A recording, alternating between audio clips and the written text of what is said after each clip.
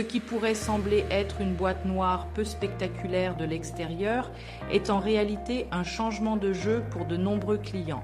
C'est une raison suffisante pour que nous expliquions en détail certaines caractéristiques importantes. Bonjour, ravi de te voir Luis. Pourrais-tu nous donner des informations de fond sur le SP800 ? Bonjour, bien sûr. Permets-moi de commencer par le concept de base.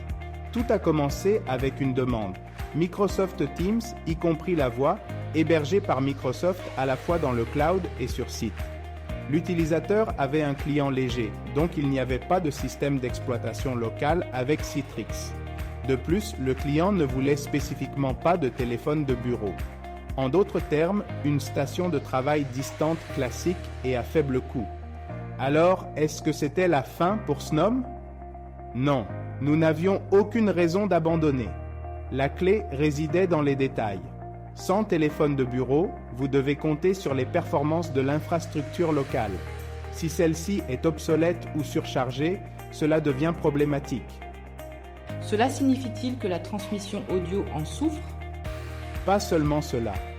D'autres applications peuvent également ralentir de manière significative.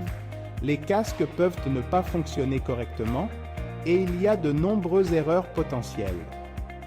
Je vois. Alors que fait le SP800 ? Le téléphone client est intégré dans le SP800. Le système initie l'appel et communique avec notre SP800 via CTI. Le SP800 réalise ensuite l'appel de manière indépendante sans charger le client ou le serveur, car contrairement aux ordinateurs normaux, il contient un processeur de signal numérique, DSP, qui se spécialise dans le traitement des signaux audio. Le SP800 agit comme une extension du casque, tout comme un téléphone, et est 100% contrôlé par le PBX.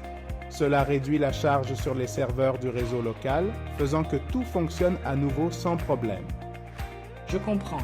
Qui d'autre pourrait être intéressé par quelque chose comme ça ? Dans certaines régions et environnements de travail, nous avons constaté un passage plus important au téléphone virtuel. Lorsqu'il n'y a plus de téléphone physique, vous dépendez de votre infrastructure locale, comme je l'ai mentionné plus tôt. Si le SP800 gère la transmission de la voix, vous pouvez facilement faire des enregistrements en cas de problème technique et analyser les erreurs, comme avec un téléphone réel. C'est exact. Y a-t-il d'autres avantages ? Certainement, le SP800 fonctionne également comme un téléphone virtuel. Cela le rend idéal pour les plateformes sans client téléphonique intégré.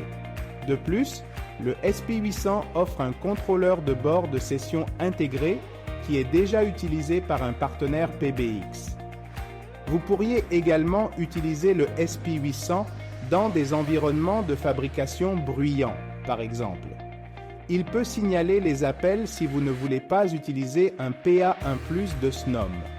Et malgré sa petite taille, il peut facilement être caché derrière un moniteur ou sous une table. En outre, n'oubliez pas que le SP800 prend en charge les dispositifs Busy Light, qui peuvent signaler un appel avec une lumière clignotante. Mais il peut faire encore plus. Il inclut toutes les fonctions d'appel d'un téléphone de bureau D862, y compris un carnet d'adresses et LDAP. D'accord, tu m'as presque convaincu. Mais une dernière question. Puis-je l'utiliser avec n'importe quel casque ? Il est testé et certifié avec nos propres modèles, mais il fonctionne également parfaitement avec de nombreux autres fabricants comme Epos et Jabra. Vérifiez simplement la liste sur notre centre de service ou indiquez-nous le modèle, nous nous en occuperons.